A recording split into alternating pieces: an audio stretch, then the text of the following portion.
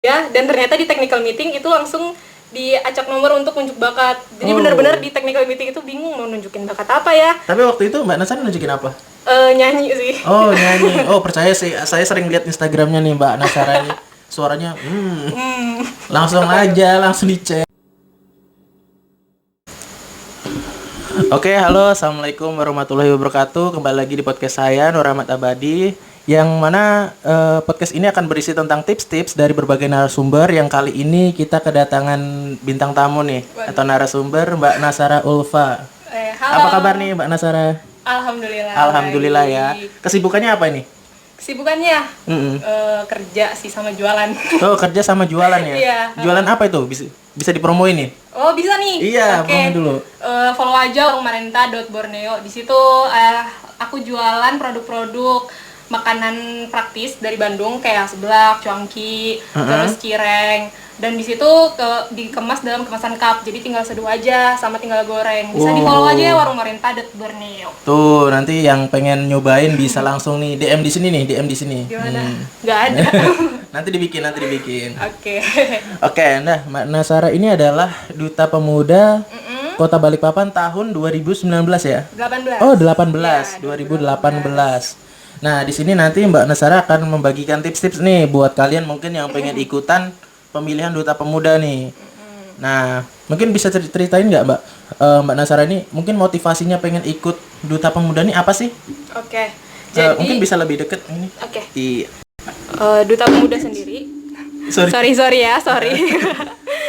Duta Pemuda sendiri itu kegiatan duta-dutaan yang aku ikutin setelah Duta Anti Narkoba sebenarnya. Jadi ini kedua kalinya aku ikut ajang duta di Kota Balikpapan. Jadi kenapa aku ikut Duta Pemuda waktu itu? Karena sekarang tinggalnya di Balikpapan, domisilinya di Balikpapan. Jadi pengen kenal lebih dalam sama kebudayaan Balikpapan. Nah, aku butuh wadah kan untuk mengenal itu semua. Dimana aku harus belajar tentang budaya-budaya yang ada di Balikpapan, khususnya Kalimantan Timur. Jadi karena ada wadahnya di Duta Pemuda, jadi akhirnya aku memutuskan untuk ikut Duta Pemuda. Oh, jadi karena pengen mempelajari kebudayaan itu, Mbak Nasara ikut di pemilihan Duta Pemuda itu ya? Tapi aslinya Mbak Nasara ini dari Balikpapan atau bukan nih? Bukan. Oh, sebenarnya bukan ya? Kelihatan gak sih kayak orang Kalimantan? Enggak kan? Sama sih, kebanyakan kan kalau Balikpapan itu ini ya, heterogen ya? Benar-benar. Nah, jadi untuk mempelajari kebudayaan yang ada di Kota Balikpapan, Mbak Nasara ini join ikutan di Duta Pemuda. Luar biasa nih. Iya. Nah, Mbak Nasara ini tahu kalau di Balikpapan ada pemilihan tuh dari mana? Dari media sosial atau ada teman yang ngajak? Oh, kalau itu taunya dari media sosial sih. Oh, dari media sosial ya? Kebetulan waktu itu lagi kerja praktek di Sumatera Selatan. Terus buka-buka Instagram kan, scroll. Ada infonya untuk pemilihan Duta Pemuda. Jadi akhirnya memberanikan diri lah setelah pulang dari Sumatera itu untuk ikutan Duta Pemuda, dan itu waktunya mepet banget. Persiapannya mepet gitu? Persiapannya mepet. Hamin 1 atau hamin berapa hari gitu baru daftar Duta Pemuda.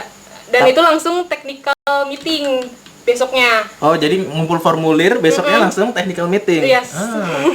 Jadi persiapannya sangat singkat. Persiapannya singkat nih. Nah, tapi hasilnya gimana? Dapat juara berapa di Balikpapan?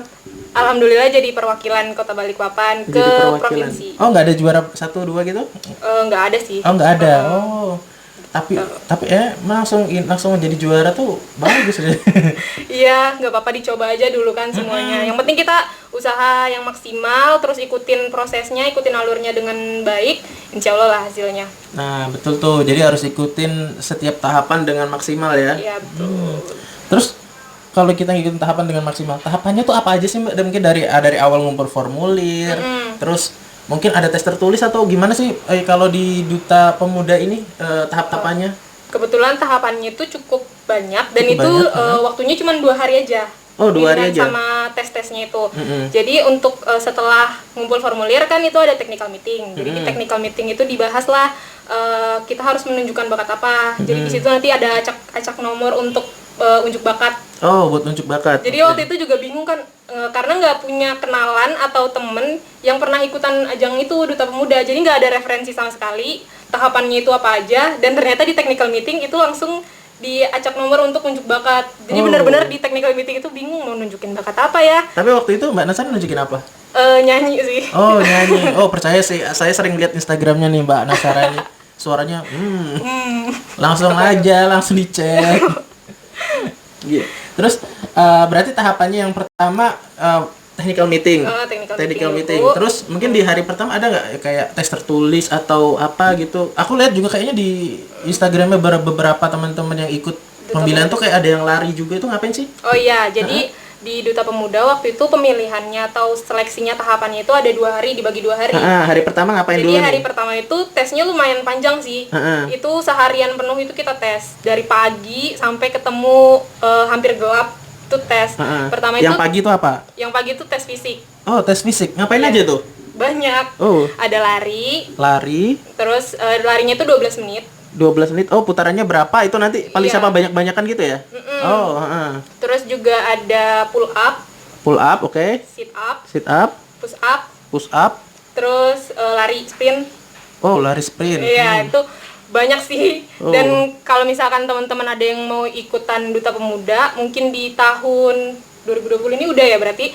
Di tahun selanjutnya ya harus persiapkan itu sih. Nah, ini tipsnya dari Mbak Nasara berarti juga harus nyiapin fisik ya? Iya, betul. nyiapin Jadi fisik. nggak cuman kita pelajarin materinya, tapi fisik juga harus dipersiapin. Dipersiapkan. Karena di tes fisik itu langsung sama dipegangnya sama tentara. Oh, luar biasa memang. Iya. Jadi agak kayak ngeri-ngeri ini sedap ya, gitu. jadi kayak apa? Paskibraka ya, paskibrakan itu kan yang latih tentara juga tuh biasanya. Betul. Wow, luar biasa. Jadi kalian benar-benar harus nyiapin fisik nih guys. Nah, kalau untuk ini nih, setelah paginya kan tes fisik. Setelah itu apa lagi? Setelah tes fisik itu ada tes tertulis. Itu sorry, ini berarti nanti yang ikutan tes fisik ini masih ikut tes tertulis atau langsung sistem gugur di situ? Langsung semuanya ikut. Oh, langsung semuanya ikut. Prosesnya, Jadi selesaikan dulu semua proses baru dipilih nanti ya terakhir ya. Iya, Oh, terakhir. gitu. Oke, setelah itu tes tertulis ya di siang hari ya. tes Jam berapa tuh biasanya? Itu setelah tes fisik sih, nggak siang-siang banget. Nggak siang-siang Sekitar banget. jam 10-an. Sekitar gitu. jam 10-an. Oh, itu tesnya apa aja? Banyak ada tes tertulis sih, lebih tepatnya lebih ke ini sih, kebudayaan. Kebudayaan. Kalimantan Timur sama Balikpapan. Sejauh mana kita tahu. Terus juga ada apa namanya tes bahasa Inggrisnya juga. Oh, ada tes bahasa Inggrisnya. Di tes tertulisnya itu. Baru habis tes tertulis itu ada wawancara. Oh, ada interview lagi Ada guys. interview. Jadi emang Interviewnya bener-bener juga seputaran kebudayaan Balikpapan atau juga ada bahasa Inggrisnya juga? ada. Oh, ada juga. Ada dibagi beberapa pos. Oh, gitu. Kalau di tahun saya kebetulan itu ada pos apa namanya? Kewarganegaraan. Terus setelah itu ada bahasa Inggris, ada psikologi, sama ada kepemudaan. Oh, ada kepemudaan. Jadi itu sih Oke, pos-posnya. jadi mungkin Mbak Nasara bisa ngasih sedikit bocoran nih. Biasanya kalau di materi-materi tentang kebudayaan tuh tentang apa sih di Balikpapan ini yang harus dipelajarin? Yang harus dipelajari. Biasanya sih kayak apa ya? Namanya lagu-lagu daerah. Oh, lagu-lagu daerah gitu ya. Tarian-tarian daerah kayak gitu. Sedangkan saya bukan orang asli sini, nggak punya gambaran apa-apa tentang Balikpapan dan Kalimantan Timur. Jadi ya bener-bener persiapannya singkat banget sih.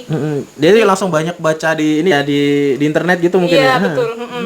Cuma itu aja sih. Di kebudayaan itu tuh. Terus kalau bahasa Inggris tentang apa nih biasanya? Lebih ke perkenalan diri aja sih. Oh, kayak ini ya. Oh, perkenalan diri. Sama motivasi. Jadi kayak menyampaikan motivasi kita dalam bahasa Inggris gitu ya. Iya, betul. Terus itu kepemudaan. Kalau kepemudaan apa nih? Kepemudaan sih lebih ke apa aja sih yang mau kita lakukan setelah kita terpilih menjadi duta pemuda. Terus juga misalkan kayak program-program apa yang mau dicetuskan ini untuk kepemudaan di Balikpapan. Kayak gitu sih lebih ke situ aja kalau untuk kepemudaan. Kalau kewarganegaraan itu lebih sejauh mana kita tahu tentang filsafat negara kita, tentang Pancasila, tentang undang-undang. Tapi kalau waktu itu kebetulan untuk di saya lebih ke Pancasilanya sih. Lebih ke Pancasilanya. Terutama yang dasar-dasar aja dulu, nggak usah yang terlalu high banget, nggak usah terlalu insecure, pertanyaannya bakalan susah. Yang penting kalian paham negara kalian, sejarah negara kalian, insya Allah sih aman aja. Oh, jadi kewarganegaraan lebih ada juga sangkut pautnya sama sejarah juga ya, sejarah bangsa kita mungkin ya. Yang penting kita tahu ideologi negara kita. itu tuh yang harus pelajarin tuh mungkin di tes tertulis dan juga interview ya.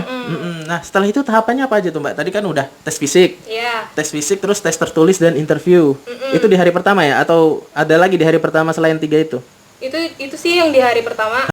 Beda ya kalau di tahun selanjutnya. Mungkin pasti ada improvement ya dari ini ya tiap. Kalau di tahun saya itu sih. Di hari keduanya? Di hari keduanya itu unjuk bakat sama pengumuman. Unjuk bakat langsung pengumuman ya? Langsung itu. Jadi prosesnya emang cepet sih kalau untuk yang duta pemuda. Nggak ada kayak karantina atau segala macam. Jadi langsung ya. Jadi unjuk bakat waktu itu waktu pas yang hari pertama kan ini seleksi nih. Itu berarti langsung ada yang gugur di hari pertama itu? Enggak ada. Jadi semuanya peserta harus unjuk bakat juga. Berapa saat itu pesertanya Mbak Nasara? Kalau nggak salah ya, itu sekitar 24 orang. 24 orang. Dan itu semuanya masuk ke hari kedua dan unjuk bakat semua ya? Iya, unjuk bakat semua. Saya tahu caranya di mana waktu pas zamannya Mbak Nasara tuh? Zaman saya itu di ini Living Plaza. Di Living Plaza. Di situ. Terus di situ juga karena apa ya? Teman-teman juga nggak ada yang tahu sebenarnya saya ikutan ajang itu, jadi emang beneran mendadak ngasih taunya kalau ada yang mau datang ya datang, kalau enggak ya udah nggak apa-apa dia sendirian gitu.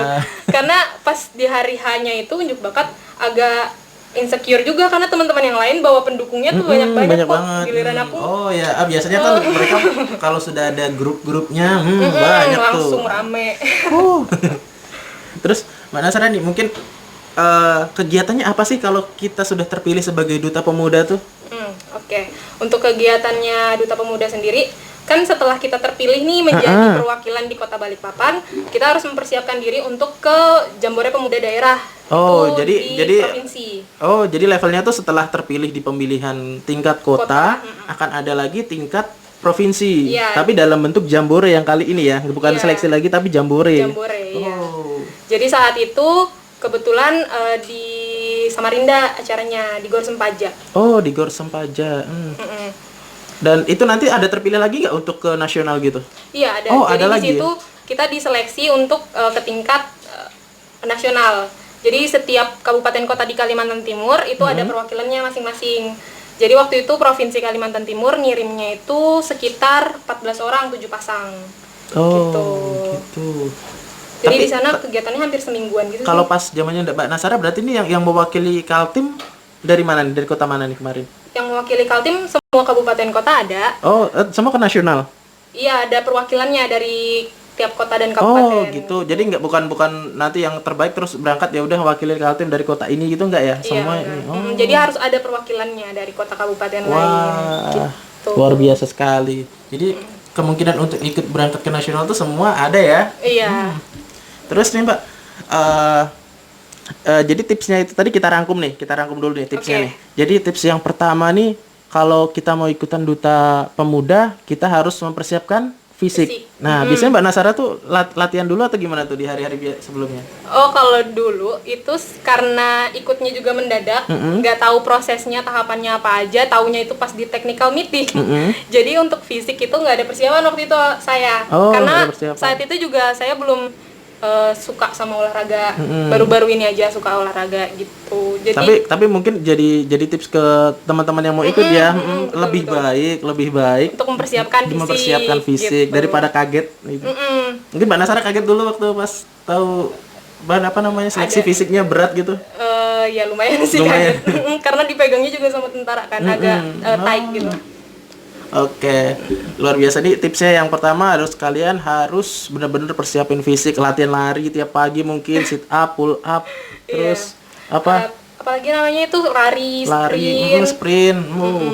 Oke, itu kalau persiapan di ini ya. Terus belajarnya tuh jangan lupa ya. Iya, belajar. Khususnya untuk kebudayaan Kalimantan Timur. Kalau untuk mewakili Kota Balikpapan, mungkin nanti ada teman-teman dari kota kabupaten lain yang nonton. Ada pemilihan duta pemuda juga, itu bisa dipersiapkan untuk mempelajari kebudayaan dari kota kabupatennya masing-masing. Betul. Jadi kalian harus pelajari kebudayaan di kota kalian masing-masing, dipersiapin. Kebudayaan, terus kesenian, kepemudaan, kewarganegaraan. Itu berarti Mbak Nasara ada yang ini nggak? Mungkin ada kenalan siapa yang udah jadi duta pemuda terus ngasih tips atau bener-bener otodidak nih cari sendiri di internet atau gimana? Nggak ada sih, nggak ada kenalan atau apa teman khusus yang memang panitia di situ ataupun teman yang pernah ikutan ajang itu. Jadi ya udah benar-benar nyiapin segala sesuatunya sendiri. Oh, jadi bener-bener cari-cari tahu ya nih. Tapi waktu technical meeting dikasih tahu nggak untuk kalian harus pelajari ini tuh dikasih tahu nggak?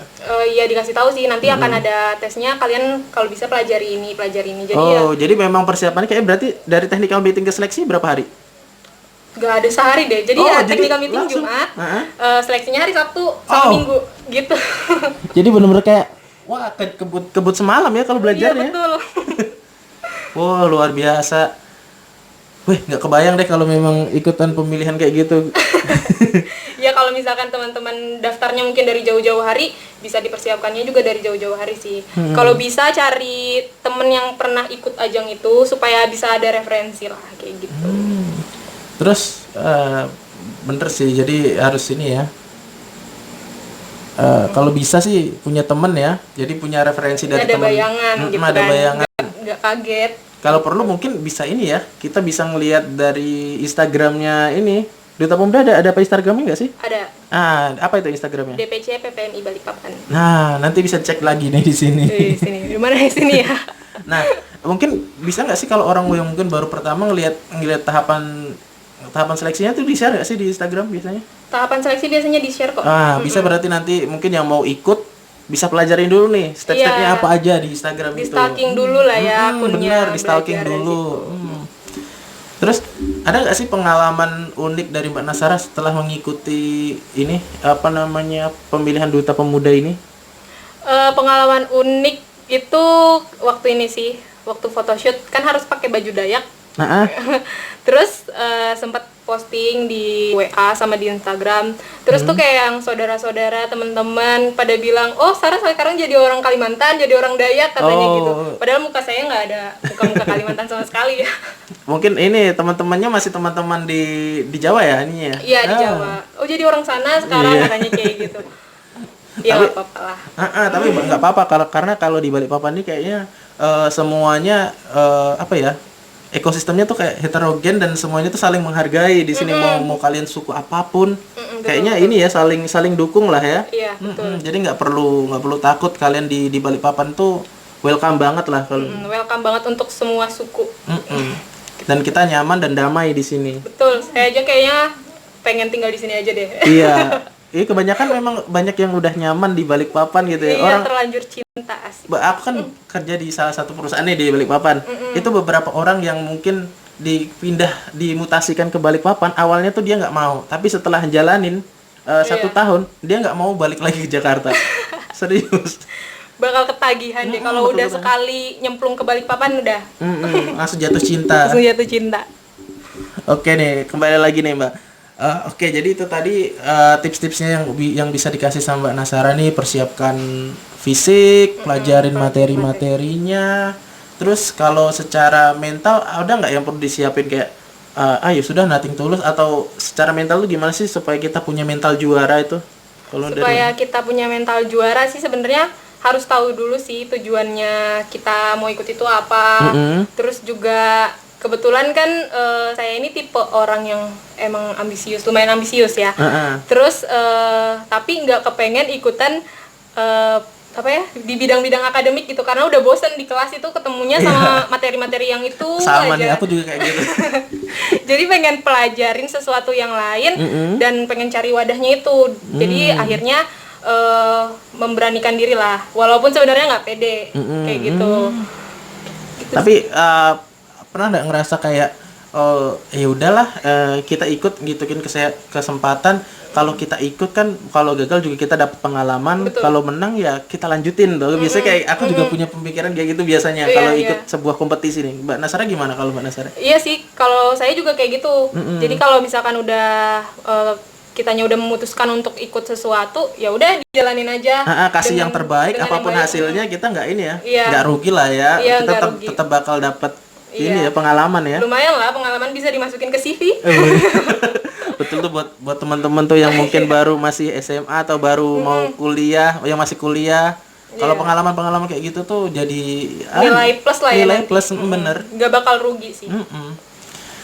Oke nih, makasih banyak nih Mbak Nasara nih udah mau sama-sama. jadi narasumber di sini nih, udah bagi tips buat teman-teman semuanya yang mau jadi, mungkin mau ikutan pemilihan nih Duta Pemuda di tahun 2021 nanti, karena 2020 sudah ya kemarin ya. Sudah. Oke, makasih banyak. Mungkin dari Mbak Nasara ada closing statement atau gimana?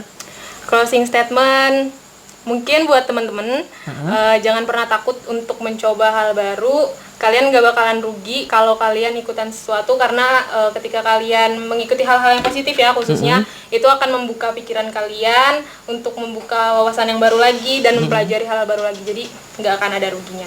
Tuh, jadi jangan takut mencoba hal baru. Wih, luar biasa. Oke, terima kasih Mbak Nasara. Sama-sama. Kita tutup, jangan lupa like, komen, dan subscribe channel ini. Insya Allah akan terus berisi video-video yang berisi tips yang mungkin bermanfaat buat teman-teman semuanya. Terima kasih, saya tutup. Assalamualaikum warahmatullahi wabarakatuh. Dadah.